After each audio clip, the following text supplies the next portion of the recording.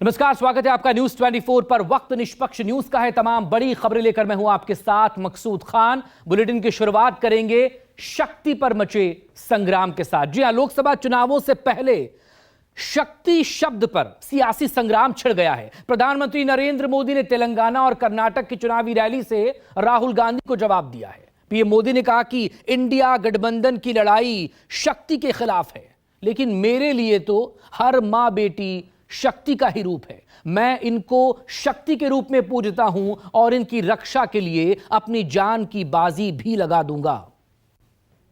India alliance ने अपना घोषणा पत्र शक्ति को खत्म करने के लिए किया है। मैं इस चुनौती को स्वीकार करता हूं और मैं इन शक्ति स्वरूप माताओं बहनों की रक्षा के लिए जान की बाजी लगा दूंगा, जीवन खपा दूंगा।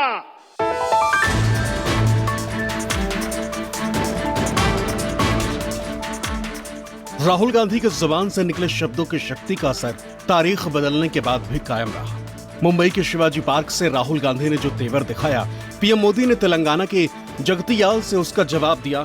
शक्ति पर सियासी संग्राम छिड़ गया। की आत्मा ईवीएम में है।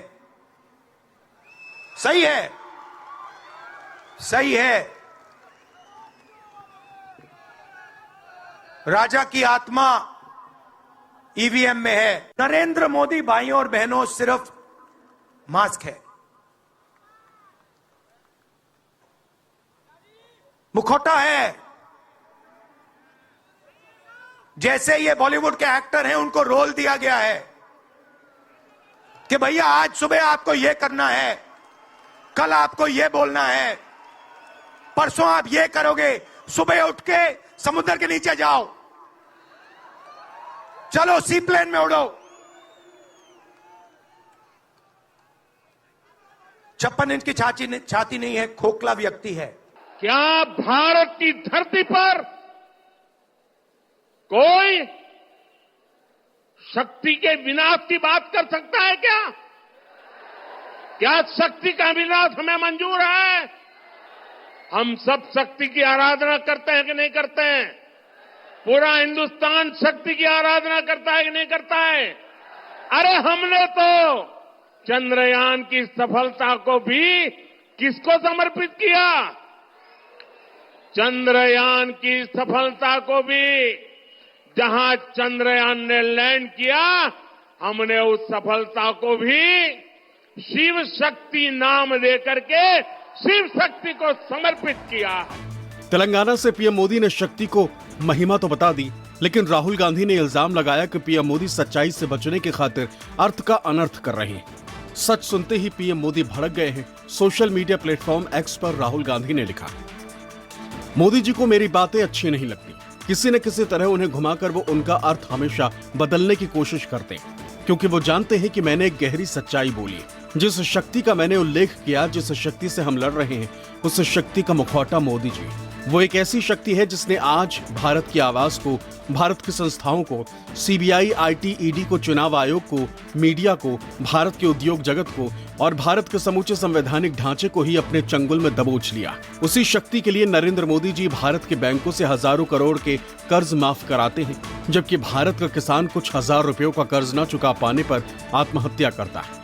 उसी शक्ति को भारत के बंदरगाह, भारत के हवाई अड्डे दिए जाते हैं, जबकि भारत के युवा को अग्निवीर का तोहफा दिया जाता है, जिससे उसकी हिम्मत टूट जाती है। उसी शक्ति को दिन रात सलामी ठोकते हुए देश की मीडिया सच्चाई को दबा देती है। उसी शक्ति के गुलाम नरेंद्र मोदी जी देश के गरीब पर जीएसटी थोपते हैं। महंगाई पर लगाम न लगाते हुए उस शक्ति को बढ़ाने के लिए देश की संपत्ति को नीलाम करते हैं। उस शक्ति को मैं पहचानता हूँ, उस शक्ति को नरेंद्र मोदी जी भी पहचानते हैं। वो किसी प्रकार की कोई धार्मिक शक्ति नहीं है, वो अधर्म, भ्रष्टाचार और असत्य की शक्ति है। इसलिए जब जब मैं उसके खिलाफ आवाज उठाता हूँ, मोदी जी और उनकी झूठों की मशीन बौखलाती है, भड़क जाती है।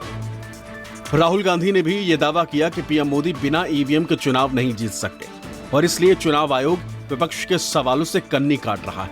लेकिन कर्नाटक के शिवमोगा से पीएम मोदी ने एक बार फिर 400 पार का नारा दोहरा दिया। मैंने सिस्टम अंदर से देखा है, मैं समझता हूं सिस्टम को, इसलिए मोदी जी मुझसे डरते हैं। सब कुछ देखा है मैंने, सब समझता हूं।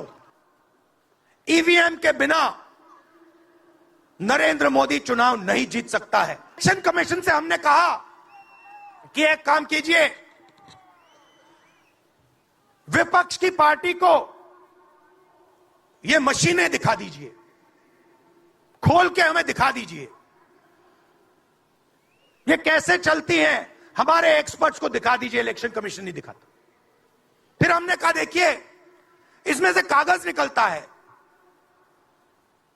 वोट मशीन में नहीं है, वोट कागज में है। ठीक है, आप मशीन चलाइए मगर कागज की भी गिनती कर दीजिए। इलेक्शन कमीशन कहता है नहीं, कागज की गिनती नहीं होगी। विकसित भारत के लिए 400 पार, विकसित भारत के लिए,